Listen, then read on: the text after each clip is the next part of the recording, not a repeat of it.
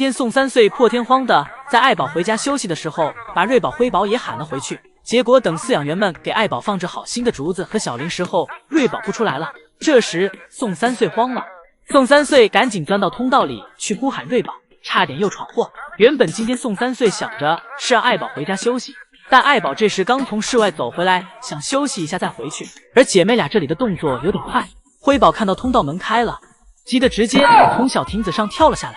爱宝这里坐了一会儿，喝了口水，这才往家走。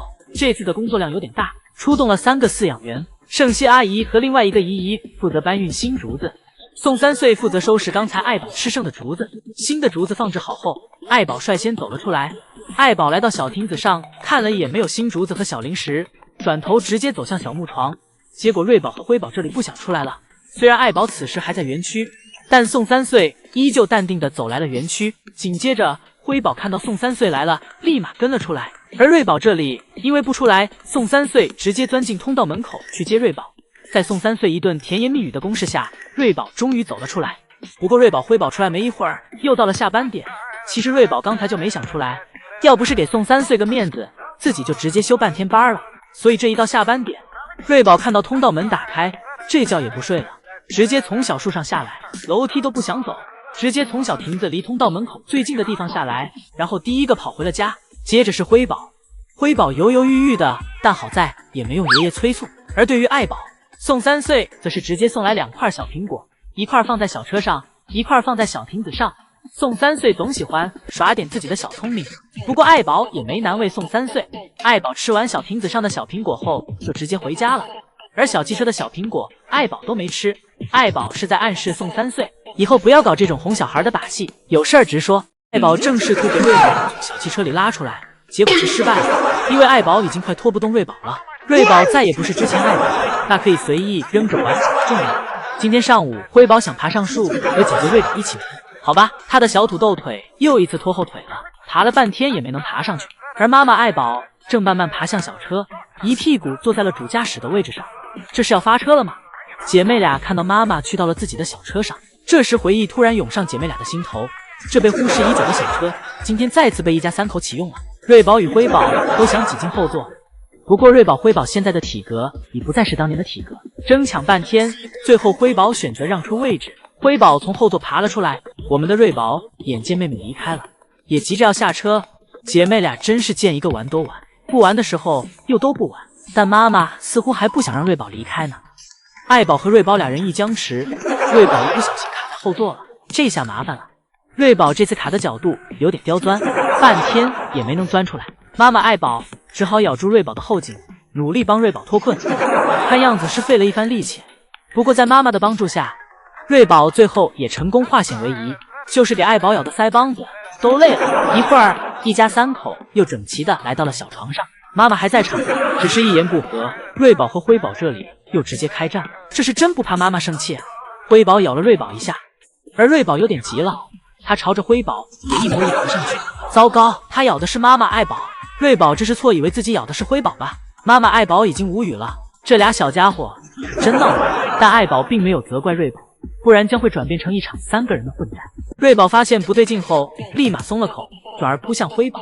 这一下可算没认错自己的妹妹，两只小家伙就这样你来我往，各不相让。当然，大家不用担心，姐妹俩彼此都没有用劲去咬。她们虽然喜欢打闹，但她们可是非常相亲相爱的。最终，妈妈爱宝出面制止了这场争斗，而且下班的时候也都很快乐。那么另一头，再看看我们的乐宝，宋爷爷在门口拍了半天手，乐宝一点反应也没有。看乐宝睡得这么沉，宋爷爷也不忍叫醒乐宝了，宋爷爷只好关门，等乐宝自己睡醒再说。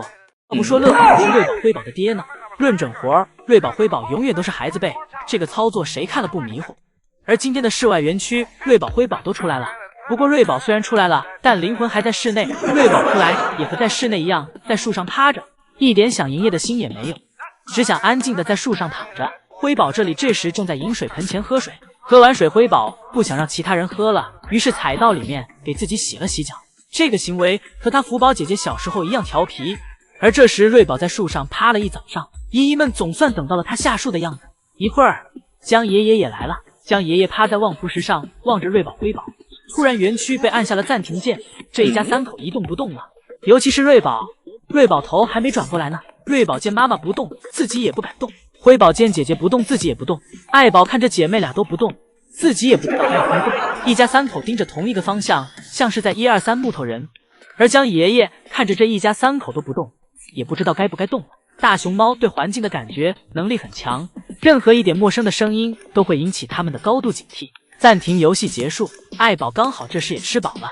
爱宝带着姐妹俩回家，但没想到自己的小零食又惨遭毒手。辉宝率先跑回园区，第一时间就开始翻找妈妈的竹子堆。这次真从竹子堆里翻找到了小零食，不过爱宝接着跟了回来。辉宝看到妈妈来了，就赶紧把胡萝卜全部藏进了嘴里。爱宝检查过后没看到胡萝卜，就以为是辉宝全部吃光了，便没再追究。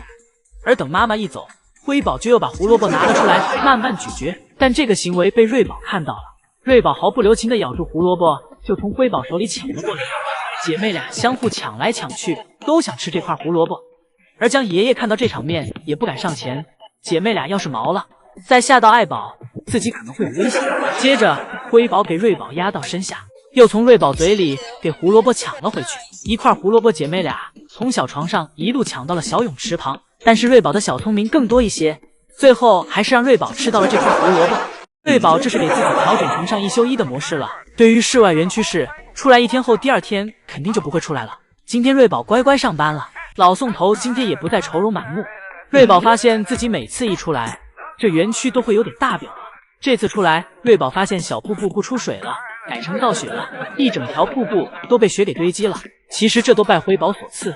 辉宝前2天钻进小瀑布洞里后，到了晚上，永宽就从场外运来2桶雪给小瀑布填上了。